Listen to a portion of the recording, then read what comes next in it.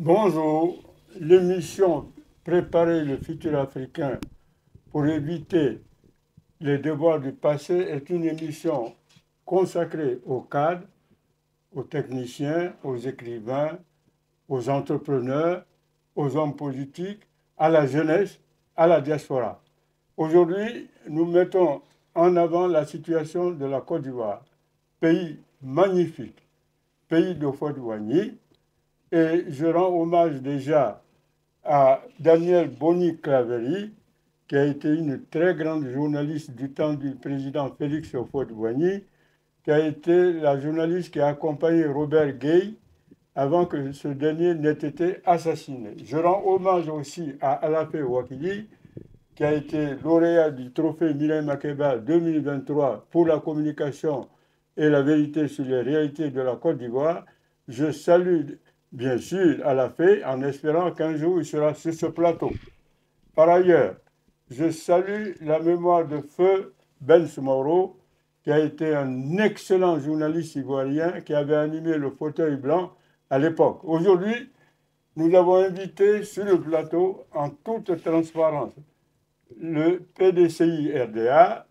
Nous avons invité ceux qui sont du côté du président Ouattara. Nous avons invité, c'est tout à fait normal, c'est ça la démocratie, le représentant de Laurent Gbagbo. Alors, les autres partis politiques qui ont été invités n'ont pas répondu à notre invitation pour X raisons. Nous disons tout de suite que nous restons à leur disposition et qu'à tout moment, s'ils veulent passer sur ce plateau, ils seront les bienvenus. Celui qui a bien voulu répondre est là, c'est le représentant de Laurent Gbagbo. Ça, c'est une bonne situation, c'est une bonne nouvelle et nous saluons notre invité du jour qui est là et qui est naturellement accompagné par l'un des sages, parce qu'il y a le sage, le Blaison, qui est un grand écrivain, mais qui est en même temps quelqu'un qui est dans l'évangile, tout ce qui est Dieu, le spirituel, ce qui est une très bonne nouvelle. On ne peut pas ne pas avoir un spirituel parmi nous, parce que si un jour il y a des tensions, il faut que les spirituels viennent et disent non, le Dieu n'a pas dit ça, Dieu a dit ça. Ensuite, nous avons toujours dans le cadre de la société civile ce qu'on appelle un entrepreneur, qui fait de l'événementiel aussi, et qui est pour la paix, beaucoup plus pour la paix, parce qu'il se dit, quand le climat des affaires est apaisé, il y a les investisseurs. Et c'est pourquoi il a dit, je serai là sans prendre position pour parler effectivement de ce que nous appelons la paix, rien que la paix. Alors, ma chère consoeur, si tu as quelque chose à dire avant de passer la parole à notre sympathique invité. Tout simplement, bonjour à tous. Merci d'être présent sur le plateau aujourd'hui. Comme on l'a justement stipulé Lanciné, on est entouré justement de démocratie et de parole pour pouvoir nous éclairer sur la situation de la Côte d'Ivoire et notamment éclairer la jeunesse par rapport aux futures élections qui se présentent. Donc aujourd'hui, je pense qu'on peut laisser ma première question serait pour le représentant du RDA, PPACI. de PDCI, pardon, excusez-moi. PPACI. PPACI, pardon, excusez-moi.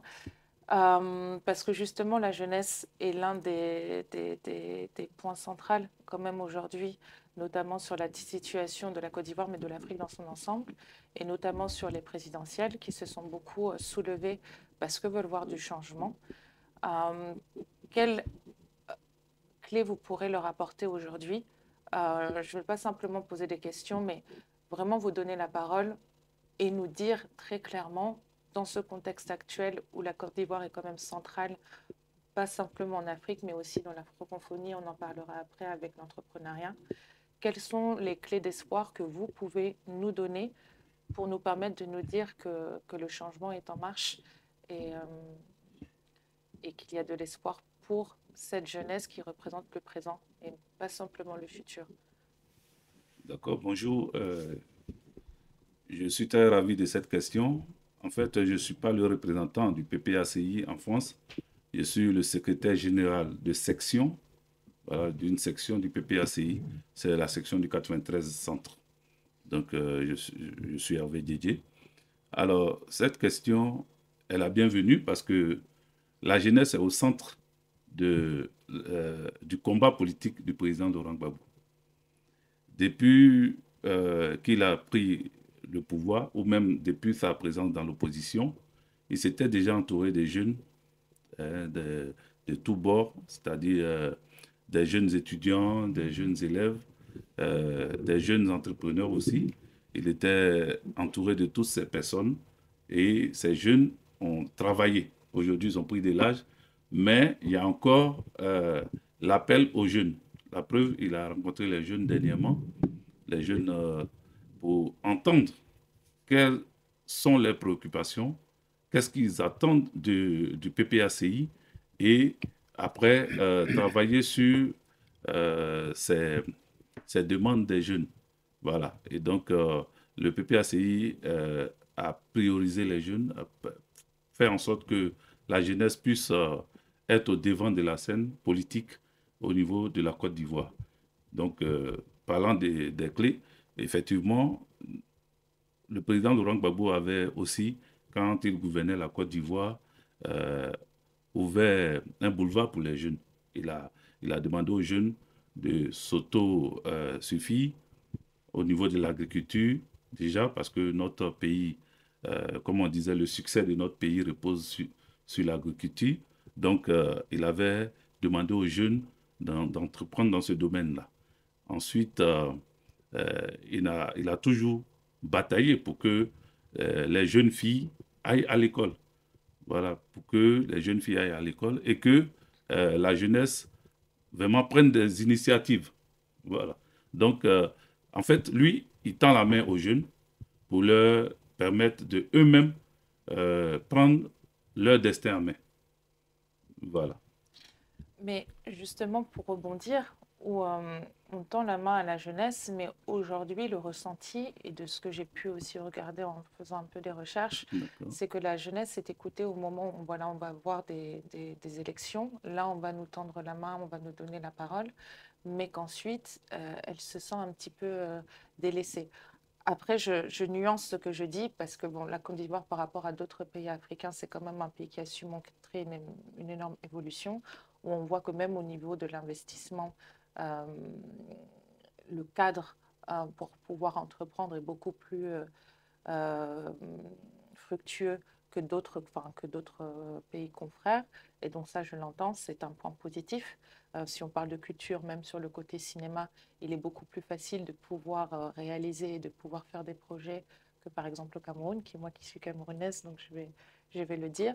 Mais le constat est quand même que la jeunesse aujourd'hui se sent écoutée quand il y a justement de grands changements à venir, mais ensuite un petit peu délaissée sur certains sujets. Donc, est-ce qu'aujourd'hui on peut attendre d'être écouté et d'être accompagné jusqu'au bout ou très, très clairement, le changement demande donc quand même du temps.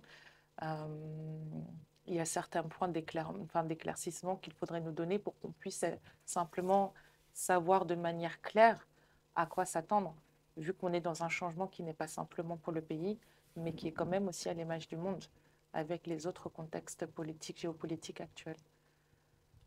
Alors, nous, au niveau du PPACI, pour le moment, nous ne sommes pas au pouvoir. Nous sommes dans l'opposition. Et donc, nous ne faisons pas des promesses à la jeunesse qu'on ne va pas tenir. Voilà, on ne vient pas dire... c'est pour cela que je regrette la non-présence des représentants du RDR, RHDP, parce que ça aurait pu bien accompagner le débat. Parce que eux, au RDR, ils ont promis, le président Alassane Dramane Ouattara a promis 1 milliard par jour aux jeunes. Par mois. Par jour. Par jour, 1 milliard par jour aux jeunes. Nous étions tous témoins de cette promesse-là. Mais jusqu'à aujourd'hui, la jeunesse se pose la question. Exactement. À qui a profité ces 1 milliard par jour?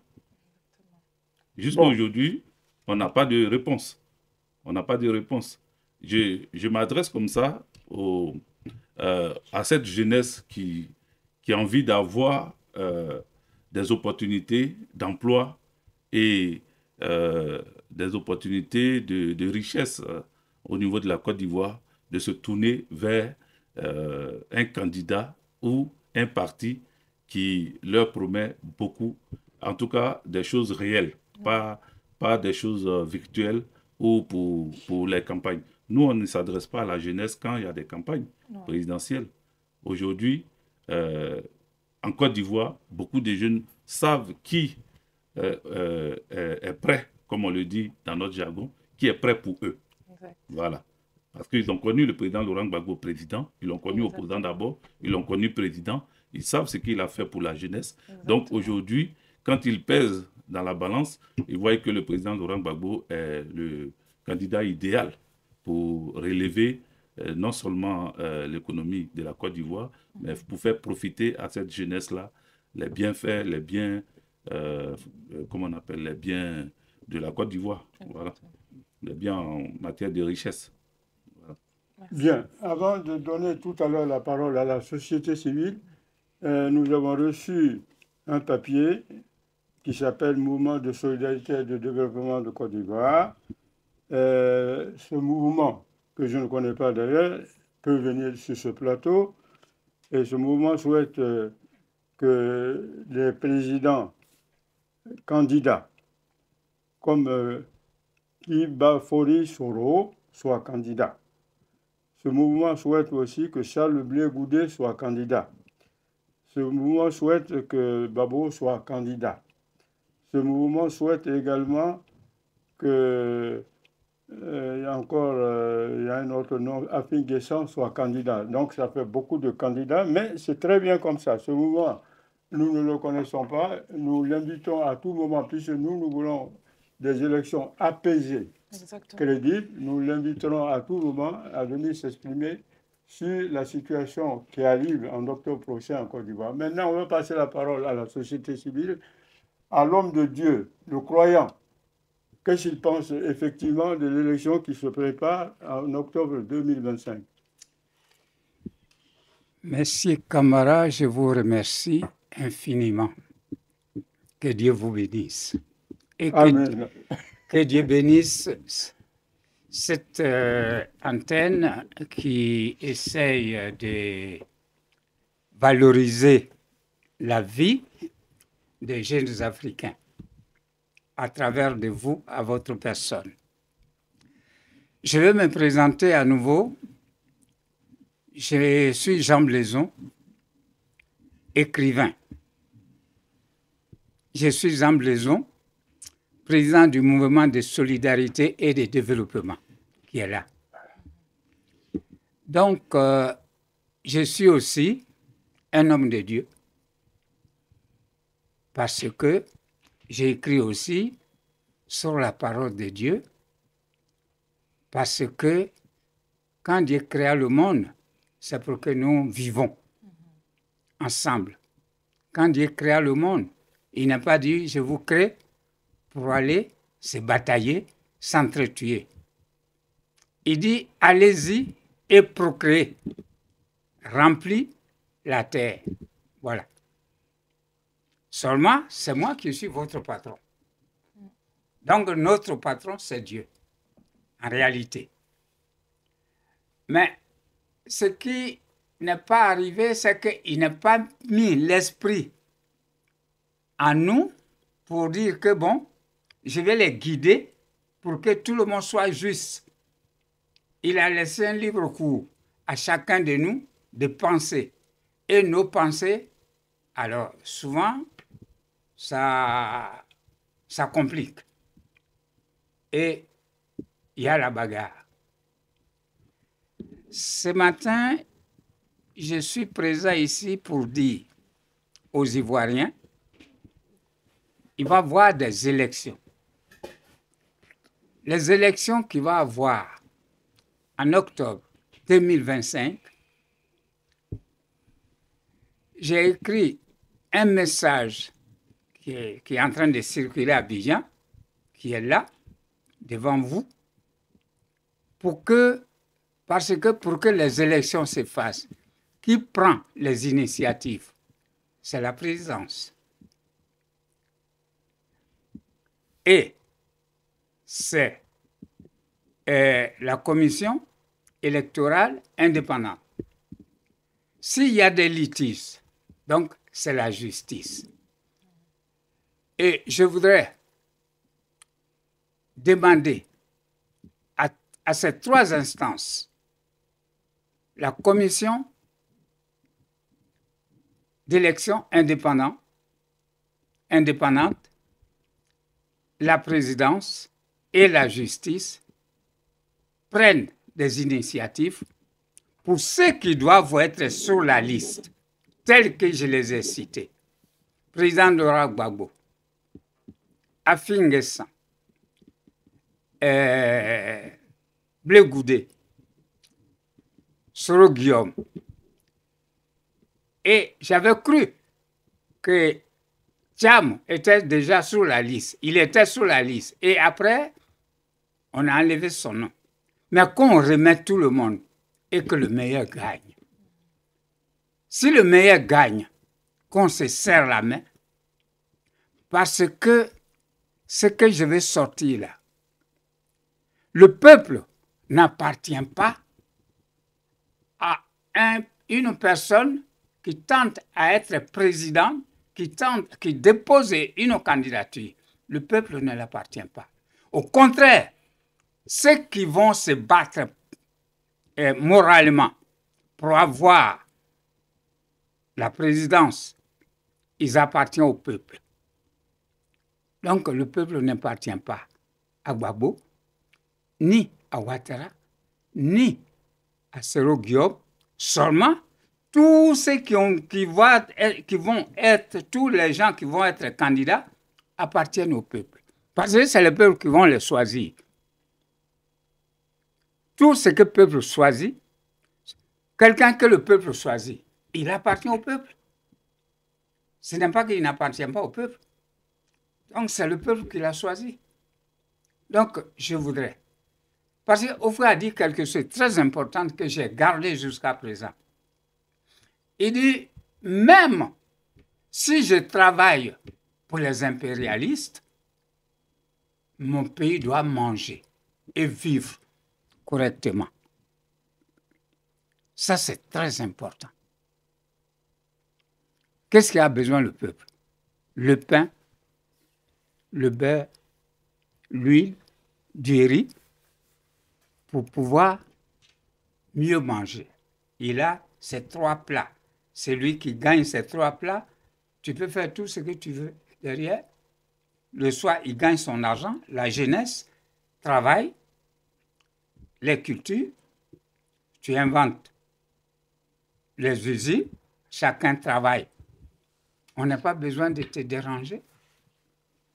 Donc, moi, je souhaite que cette élection de la Côte d'Ivoire actuelle soit une élection apaisée pour que nous puissions aller tranquillement sans qu'il y ait du brouillard. Je vous remercie. Très bien. Alors, avant de revenir à l'invité principal pour qu'il nous parle des projets de Babo, quand il sera de retour, si jamais il était réélu, quels sont ses actuels projets, quels sont ce que j'appelle les meilleures propositions qui puissent prouver qu'il va gouverner mieux, encore cette fois-ci, mieux s'il était réélu qu'il ne l'a fait quand il a été la première fois élu. Il faudrait qu'on entende les entrepreneurs. Et c'est pourquoi dans la société civile, j'ai fait venir un jeune qui est non seulement entrepreneur, mais aussi qui fait de l'événementiel. Et lui, il ne fait pas de politique. Lui, il est là pour dire qu'il faut ce qu'on appelle, une fois le président élu, un cadre juridique bien défini où effectivement les entrepreneurs et les sociétés qui veulent gérer les affaires de Côte d'Ivoire, que ce soit dans un partenariat gagnant-gagnant. C'est-à-dire qu'il ne faut pas que ce soit au détriment des populations ivoiriennes. Alors, l'entrepreneur, qu'est-ce que vous pensez de tout ça? Non, je vais commencer par me présenter. Moi, je m'appelle Jim Coutouan, je suis ivoirien et je suis le président d'un club d'entrepreneurs qui a pour objectif de créer des liens, soit avec les institutions en France, soit avec les institutions en Afrique. Et notre point d'ancrage, c'est la Côte d'Ivoire, bien sûr, puisque c'est le pays qu'on maîtrise le mieux. Mais voilà, donc c'est un peu ça ma présentation. Au-delà de ça, je suis en fait un organisme de formation. Je suis spécialisé en santé et sécurité au travail. Et donc, voilà un peu mon parcours. Alors, je suis en France depuis plus de quoi, 20 ans maintenant. Voilà. Et voilà. Donc, ma question, c'était de savoir, puisqu'on n'a qu'un parti politique qui est là, hein, le PPACI, est-ce que le PPACI a établi un programme pour l'accompagnement des entrepreneurs? Si oui, est-ce que on l'a à disposition? Ou si on n'a pas à disposition, est-ce que c'est quelque chose qui est prévu euh, en termes d'écriture, puisque je vois qu'il y a toujours cette intention de le faire. Vous savez que de façon culturelle, on nous dit souvent les paroles s'envolent, les écrits restent. Et nous, aujourd'hui, on a cherché dans tous les partis politiques, on n'a pas un programme clairement écrit pour dire, voilà, ce que nous comptons faire pour les entrepreneurs. Donc, à savoir que la notion d'entrepreneuriat, et comme on le dit dans notre réseau, en fait, nous, les Africains, on est nés entrepreneurs. Je peux prendre un exemple. Les femmes qui vendent au marché, par exemple, depuis qu'on est petit, on a vu des femmes qui vendent au marché, qui élevaient toute une famille. Hein. En fait, ce travail, on ne valorisait pas. On n'appelait pas ça entrepreneuriat, mais C'est quand même. c'est de l'entrepreneuriat déjà. Voilà. Et nous, derrière, on est vraiment, on est vraiment dans l'optique de vouloir valoriser tout ce que nous faisons déjà. Nous, on est des afro-optimistes, puisque il y a des choses qu'on voit ici, mais qui déjà se faisaient déjà en Afrique. Et on pense à accompagner les différents gouvernements, même s'ils n'ont pas cette vision-là, pour dire qu'il va falloir qu'on valorise ça. Donc, pour résumer, en fait, ma demande, c'est vraiment qu'est-ce que le PPACI, en tant que parti politique, a prévu pour les entrepreneurs ivoiriens, puisqu'on parle de la Côte d'Ivoire, et puis éventuellement africains, et sans oublier les afro-descendants, les afro-caribéens, puisqu'il y a beaucoup qui s'intéressent au retour en Afrique. Exactement. Alors, le PPACI a déjà mis en place ces 10 piliers, les 10 piliers du président Laurent Gbagbo, ces 10 engagements, en plus de ça, 10 piliers sur lesquels il va se baser pour pouvoir gérer la Côte d'Ivoire pour 2025. Donc, malheureusement, je ne suis pas venu avec la liste de ces piliers, mais ça c'est inclus dedans, vu que tous ceux qui sont déjà dans l'entrepreneuriat au niveau de la Côte d'Ivoire, en tout cas qui sont proches du PPACI, sont, comment on appelle, organisés dans une cellule pour pouvoir donner apporter des idées afin de revaloriser l'entrepreneuriat au niveau de la Côte d'Ivoire. Donc, ne vous inquiétez pas, on a un problème. Je pense que si je m'étais préparé pour cette question, j'allais plus orienter sur les élections. Donc, je voudrais vous emmener à voir la diffusion de, comment on appelle, des informations sur les 10 piliers au niveau du PPACI. Ça est sur PPACI TV, excusez-moi de faire la pub. Voilà. Voilà. Donc, si vous voyez, je n'ai pas la date exacte, mais ça a été, comment on appelle, présenté officiellement au niveau des médias. Ok. Donc, je pense que...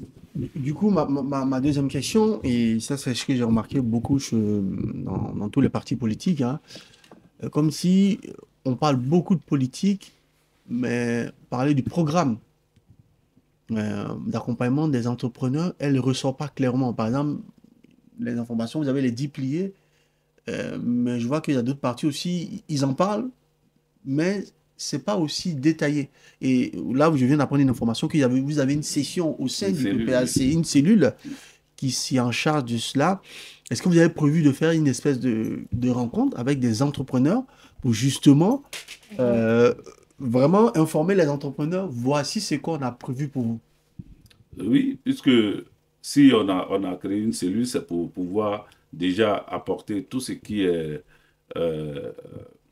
comment on peut, idée, afin de pouvoir aider quand on aura les leviers de l'État. Oui. Pour le moment, nous sommes opposants. Nous proposons, quand la campagne va s'ouvrir ou l'après-campagne, on va informer toutes les couches sociales, pour que toutes les couches sociales, pour que chacun puisse voir ce qui va dans son intérêt. Ouais. Voilà. Donc, vous ne serez pas épargné. Ne pensez pas qu'on n'y a pas pensé. Le président Laurent Gbagbo pense à tout. Il pense à tout. Je pense que c'est le candidat qui a plus ouvert sa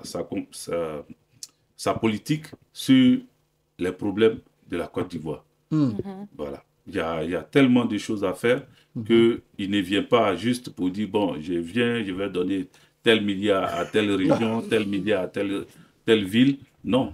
Lui, il ne vient pas pour dire ce qu'il ne peut pas faire. Voilà. Ce qu'il peut faire, même quand on trouve que c'est peu, mais même quand c'est peu que c'est fait, c'est encore mieux qu'on on annonce en grande pompe des milliards et ça ne profite à personne. Voilà. On a vu déjà les jeunes entrepreneurs, ceux qui font rentrer des véhicules en Côte d'Ivoire, qui ont eu des problèmes. On leur a demandé de faire rentrer des véhicules de moins de 5 ans. Du coup, ça a coupé leur petit commerce. Voilà. Mais ceux-là, ils sont où aujourd'hui? Beaucoup préfèrent faire autre chose dans la rue. Ça a donné à la vente des stupéfiants et autres. Et la jeunesse est complètement désorientée. Et est-ce que c'est là où suffisamment, c'est là où parfois, quand après les élections approchent, qu'on vous entend parler, on dit c'est sûr qu'ils vont refaire la même chose parce que quand il y a eu justement ces problèmes-là, est-ce qu'on a eu un positionnement clair et pragmatique par rapport à ces problèmes-là au point d'en faire une affaire d'État? Parce qu'on a l'impression que quand on est entrepreneur, quand les élections sont passées, quand vous avez un problème, vous êtes tout seul. Hein? Enfin, on dit oh, arrêtez d'emmerder le monde. Mais quand... et ça rebondit à une autre mentalité de la jeunesse africaine. Et là, je parle globalement par rapport au problème de la CEDEAO que les jeunes ont pu avoir. Par exemple, la CEDEAO, aujourd'hui, quand elle parle, les jeunes Africains, ils ne comprennent pas parce qu'ils disent, mais quand on a des problèmes, on ne vous voit pas. On ne sent pas votre positionnement. Donc, ça va jusqu'à l'Union africaine. Voilà. Du coup, quand il y a eu des positionnements sur d'autres faits, ils ont dit, mais en fait, non, on ne vous a jamais vu. Et c'est, en fait, j'essaie de revenir au cas des entrepreneurs. Les entrepreneurs, quand ils ont des problèmes, on a l'impression vraiment, et c'est pas vous, c'est pas d'autres partis politiques, mais que on n'a pas vraiment une réponse pragmatique qui répond vraiment à nos attentes. Et vraiment, c'est peut-être une doléance. Vous pensez à tout, vous pensez à beaucoup de choses. Et c'est là où, justement, nous qui ne faisons pas de la politique, parce que vous avez compris avec l'élection américaine que la politique et l'entrepreneuriat, ça ne marche pas. Ça ne marche pas. Ça ne fait pas bon ménage. On a vu, comment il s'appelle, Elon Musk. Exactement. On a vu ce que ça devient. Ça ne marche pas. Donc, nous, on est obligé d'avoir une certaine neutralité, même si on peut avoir un pensant ou un courant politique, mais on est obligé d'avoir une certaine neutralité vis-à-vis de tous les partis politiques. Puisque on est obligé de s'entendre avec vous, en fait.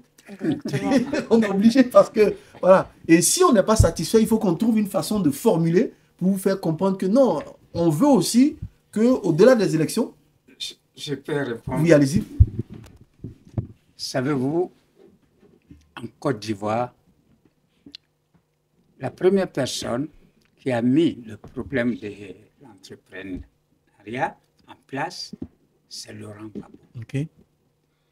Oufoué a marché, a enrichi la Côte d'Ivoire avec les cultivateurs et le café et le cacao.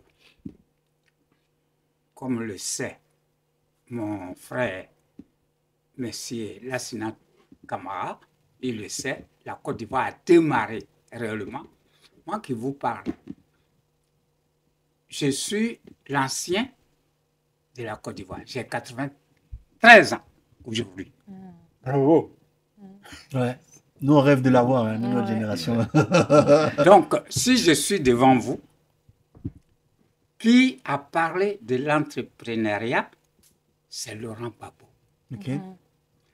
Et lorsque j'ai été président d'un de ses collaborateurs, Nian, qui est décédé, paix à son âme, qui est le chef des entrepreneurs de Côte d'Ivoire et qui m'a invité un jour à Abidjan, qui m'a montré, ça marchait, les femmes ont commencé à voir beaucoup de choses on les appelle comment? Entrepreneur. Voilà. Et il y en avait partout. Parce que, qu'est-ce qu'il a dit? Il dit, ça, c'est ça qui apporte beaucoup d'économies au gouvernement. Ça donne de l'argent au gouvernement. Donc, moi, je peux vous dire, je peux vous garantir, sur ma parole, peut-être il a changé maintenant comme... Non, il a le même. Ça, je ne sais pas. Seulement, je souhaite, pour vous dire sincèrement, tranquillisez-vous de ce côté. Ce que nous cherchons aujourd'hui, il faut que nous ayons la paix pour aller tranquillement aux élections. Et puis, parce que si dans les élections, savez-vous, si un gouvernement est attaqué, je vais vous sortir une chose. Le gouvernement de Laurent Gbagbo, il a été élu en 2000. En 2001, l'Europe a attaqué le gouvernement de Gbagbo. En 2001. Pourquoi? Parce qu'il n'est pas une antenne en Europe. Parce que c'est pas l'Europe ne le connaît pas. C'est pas un enfant de Chirac, c'est pas un enfant de Mitterrand, c'est-à-dire celui qui partage le mets avec Mitterrand, Chirac, ou qu'on a imposé déjà, qui est président élu déjà ici à Paris, et puis qui est parti à Abidjan pour être élu. C'est pas ça. Donc, on a commencé en 2001, il a été attaqué.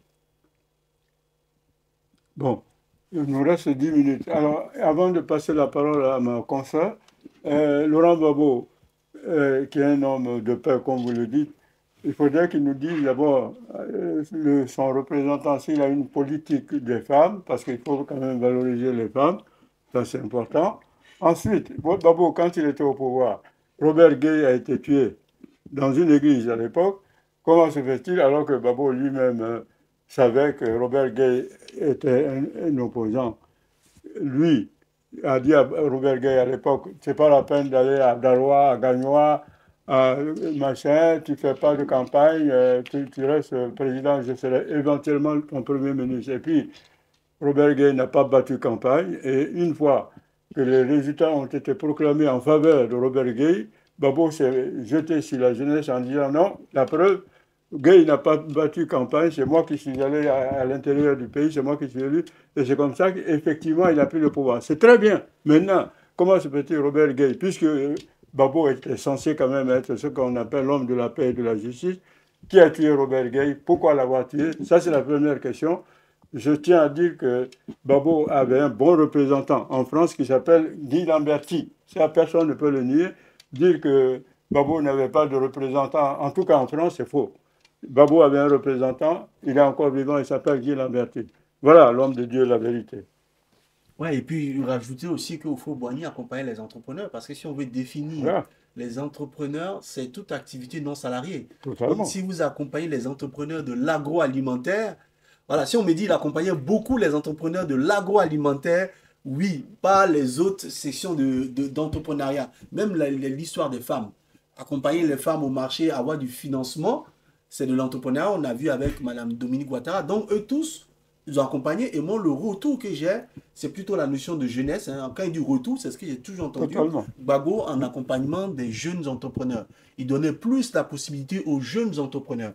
Donc, finalement, nous, en tant qu'entrepreneurs, on retient que du positif de chaque parti politique.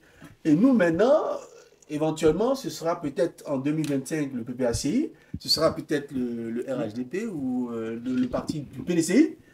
Et nous, on aimerait qu'ils aient quand même un côté où on est vraiment bien informé sur tout ce qui est entrepreneuriat. Plus de transparence. En Ouais. fait, je pense que le Alors, point, c'est la transparence. Allez-y d'abord. En fait, je pense que la première question, c'était de savoir si dans la politique du président Laurent Gbagbo, il y avait la place des femmes.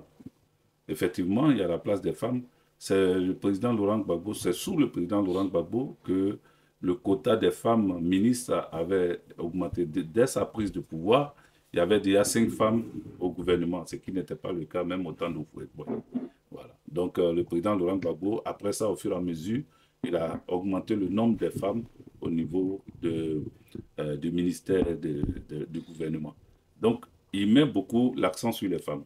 Il met beaucoup, c'est pour ça qu'il a créé la Ligue des femmes au niveau de son parti, pour que cette Ligue des femmes puisse aussi faire des propositions. Parce que lui, il écoute beaucoup le peuple. Il veut savoir ce que pensent les femmes elles-mêmes et que ce qu'elles veulent mettre en place pour faire avancer l'autonomie des femmes. Je pense que le président Laurent Gbagbo, vraiment, il se focalise beaucoup dessus. Donc, aujourd'hui, il a créé un autre mouvement de femmes qu'on appelle les messagères pour transmettre sa politique, c'est-à-dire les 10 piliers et ses 10 engagements au monde entier. Donc, aujourd'hui, elles sont en mission. Il mise beaucoup sur les femmes parce qu'il sait que la femme, c'est elle qui donne la vie. Donc, cette femme qui donne la vie, quand elle te parle, avant de passer la parole toujours à ma consoeur, avant de lui passer la parole, je vais vous poser deux questions. Babo, l'homme de justice. Babo, l'homme qui va faire évoluer. Mais les escadrons de la mort. Alors, j'arrive. Oui, oui. Je suis là pour poser des questions. Parce que vous avez déjà posé une question sur voilà, Guy Robert. Voilà, il faut que je réponde. D'accord. Oui, il faut le dire. D'accord. Puisqu'il y a eu des escadrons de la mort, et il y a eu beaucoup de morts avec les escadrons de la mort. Alors, comment se fait-il, durant le bon règne de Babo, il n'a pas mis fin à ça? Que s'est-il passé? Alors, c'est très intéressant. Je suis à l'aise avec ça parce que j'ai été militaire. Donc, je sais de quoi on parle. Les escadrons de la mort dont on parle n'ont pas existé, ou si ces escadrons existaient, c'était les opposants ou ceux qui sont devenus des rebelles après. Ce sont eux qui ont peut-être alimenté ces escadrons de la mort. Mais je veux rebondir sur l'histoire de Guy Robert, avant de revenir même sur l'escadron de la mort. Vous dites que Guy Robert a été tué dans une église. Dans une église sous le président Laurent Gbagbo, et qu'il y a même eu une malice autour de la campagne. Le président Laurent Gbagbo aurait dit à Guy Robert de ne pas faire battre campagne et qu'il allait le laisser diriger le pays et tout. Guy Robert était militaire. C'est le général Guy Robert, feu le général Guy Robert. Il a battu campagne. Je ne sais pas si vous n'avez pas vu les images, mais nous, on était en Côte d'Ivoire. On a vu les images. Il est allé dans toutes les régions de la Côte d'Ivoire. Il a battu campagne, correctement. Le président Laurent Gbagbo, c'est lui qui a battu campagne, mais de façon technique. Il n'avait pas la télévision forcément avec lui partout. Donc, mais il a fait du porte-à-porte, du bouche à oreille. Il a parlé aux gens. Il est allé dans des régions. Et Laurent Gbagbo était l'opposant charismatique historique de Houphouët-Boigny. Donc, se trouver devant Guy Robert, qui n'est pas un politique, qui est un militaire, le président Laurent Gbagbo a su parler aux gens. Et le jour des résultats, Guy Robert a voulu se garder. Ce n'était pas lui qui était vainqueur, puisque au moment Honoré Guy, qui était le président de la CEI, annonçait les résultats. C'était le président Laurent Gbagbo qui était en avance, qui était devant. Déjà, les résultats partiels, là, le président Laurent Gbagbo était déjà en train de gagner. Et c'est ce que Guy Robert a vu. Et puis, il a interrompu l'annonce des résultats. Ils ont fait bastonner Honoré Guy. Ils l'ont traîné dans la boue. On a tous vu ça. Et le général Guy Robert s'est autoproclamé gagnant de cette élection. Donc, qui avait intérêt, parce qu'il y a eu beaucoup de choses qui se sont passées après, qui avait intérêt à liquider Guy Robert? Pas Laurent Gbagbo en tout cas, parce que, il n'était pas sur le territoire, il était à Rome. Quand il y a eu, en 2002, la rébellion qui a attaqué, c'est pendant cette nuit du 19 septembre 2002 que l'ancien président Guy Robert, le général Guy Robert, a été arrêté par des personnes non identifiées. Et au lendemain matin, on a trouvé son corps avec une balle dans la tête. Donc, ce n'est pas le président Laurent Gbagbo à lui qu'on doit reprocher l'assassinat de Guy Robert. La jeunesse, moi, ma dernière question, ce serait dans la continuité. On ne va pas reprocher à Laurent Gbagbo ni à autre partie, mais c'est vraiment parler du présent et de parler de manière concrète. Aujourd'hui, l'Afrique, c'est au centre des relations internationales. Même la Côte d'Ivoire, par exemple, le GPF, leur 6e réunion aura lieu notamment visiblement en Côte d'Ivoire, justement, pour parler de l'entrepreneuriat, mais aussi de francophonie. Moi, j'aimerais savoir si dans aussi ces 10 points de la politique de Laurent Gbagbo, est-ce qu'on aura aussi une visibilité sur la cohésion, mais plus au sein du continent en elle-même, parce qu'encore, je le redis, pour moi, la jeunesse, elle est à l'image de l'évolution du monde, et pas simplement en Europe, mais aussi en Afrique. Donc, on parle beaucoup de la jeune, voilà, des jeunes entrepreneurs, mais la jeunesse, en fait, est le reflet de l'entrepreneuriat tel qu'il est tout court. Donc, est-ce qu'on valorisera aussi les échanges entre les peuples, sachant que la Côte d'Ivoire a cette diversité en elle-même, mais est-ce qu'elle sera aussi représentée de manière concrète pour motiver notre jeunesse à entreprendre, mais au sein du continent, qui est aujourd'hui le reflet de ce qu'on voit au sein même de la diaspora et de l'Occident, pour manier de manière générale. Alors, le président Laurent Gbagbo avait déjà pensé grand au niveau africain. C'est pour ça qu'il a appelé son parti Parti des peuples africains Côte d'Ivoire. Donc, il peut avoir Parti des peuples africains, Congo et tout, au Cameroun, tout ça.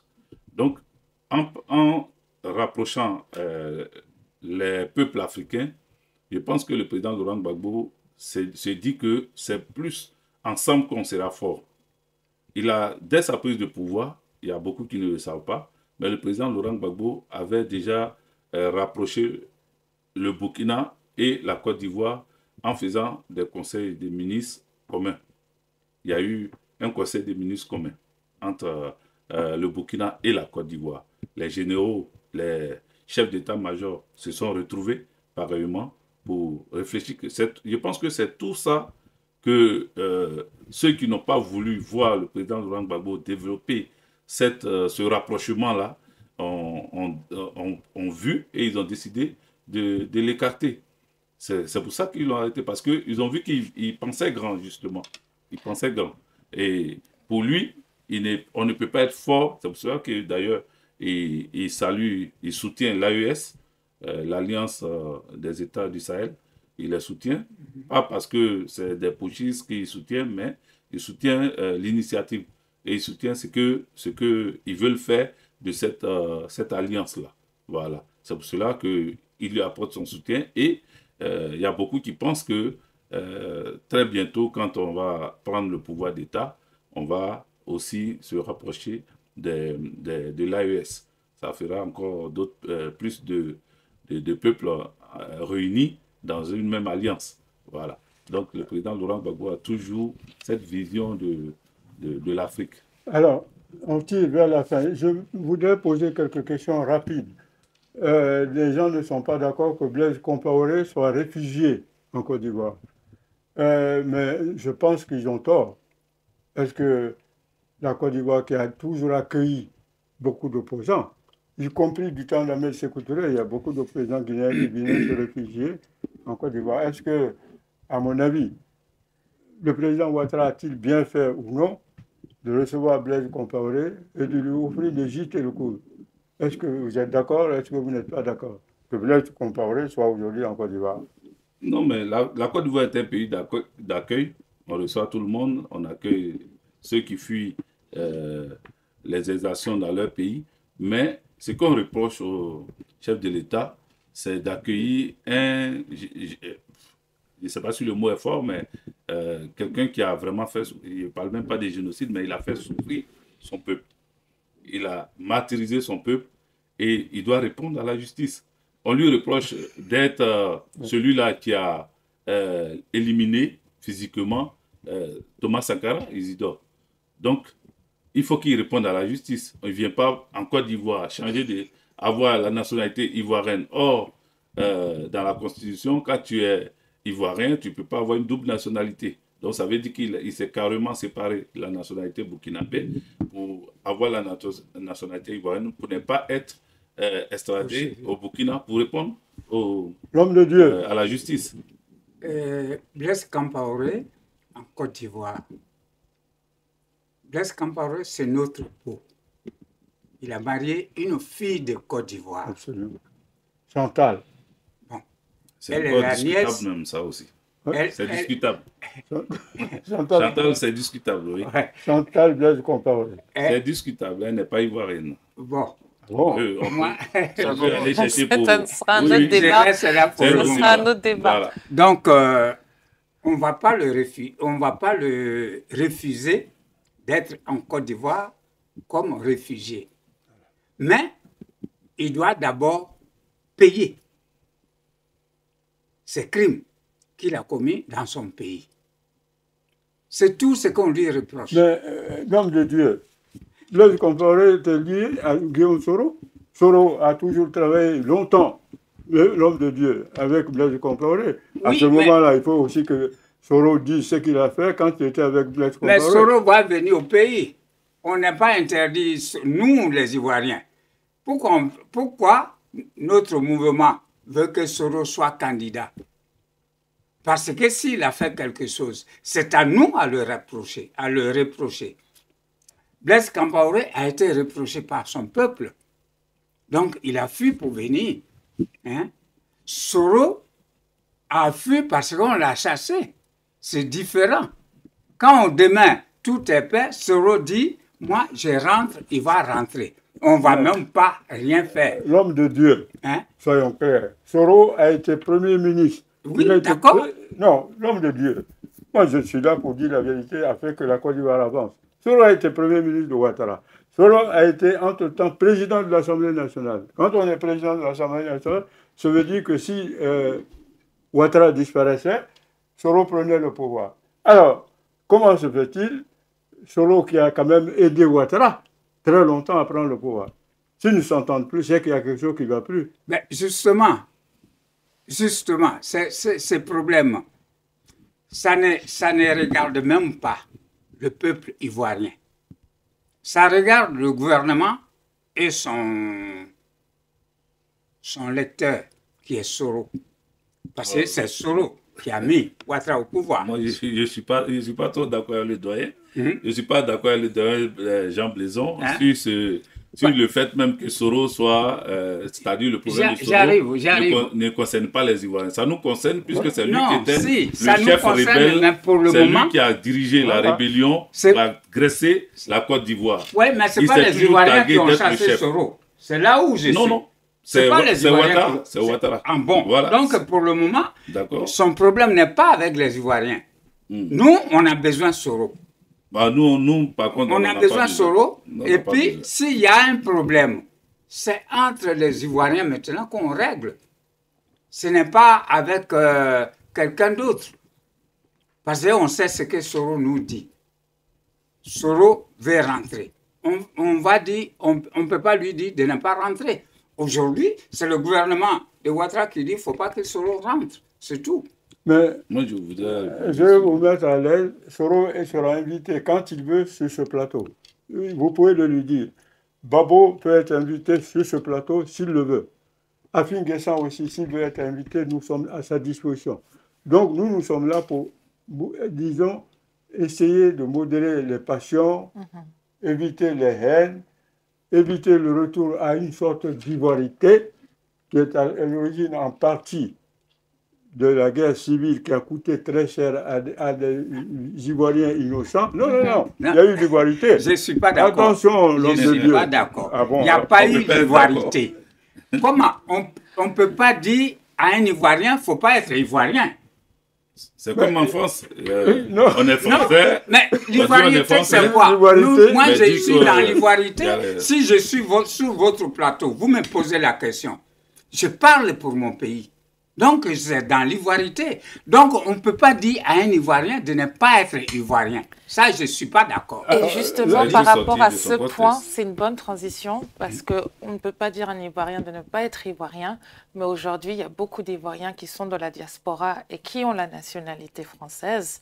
Donc, est-ce que dans le programme pour tous ceux qui se sentent ivoiriens, mais qui aujourd'hui ont la nationalité française et qui du coup ne sont pas considérés comme ivoiriens, notamment quand il faut voter. Est-ce qu'il y aura ce changement d'accepter la double nationalité, qui est quand même aussi à l'image, parce qu'on parlait de l'entrepreneuriat et de sa jeunesse, de l'évolution dans laquelle on tend? Je peux vous répondre. Je saute tout de suite. Ceux qui refusent que les Ivoiriens soient des Ivoiriens, ce sont eux qui disent qu'il ne faut pas que les Ivoiriens ont de double nationalité. C'est tout. Il n'y a rien d'autre. Ceux qui refusent que les Ivoiriens soient des Ivoiriens. Parce qu'on a dit remplacer les Ivoiriens par les Allongés. Bon, on arrive à la fin de l'émission. Voilà. Ça a été à la fois passionnant et constructif. Et je dis une fois de plus que Babo sera le bienvenu s'il veut venir ici. Afin Guessant sera le bienvenu s'il veut venir. Soro sera le bienvenu s'il veut bien. Charles Blé Goudé sera le bienvenu s'il veut bien. Ouattara lui-même, s'il veut, il sera le bienvenu. Nous saluons la Côte d'Ivoire, nous saluons les populations ivoiriennes et nous leur disons faites tout pour que la paix soit le socle de la démocratie dans votre pays. Merci et à très bientôt.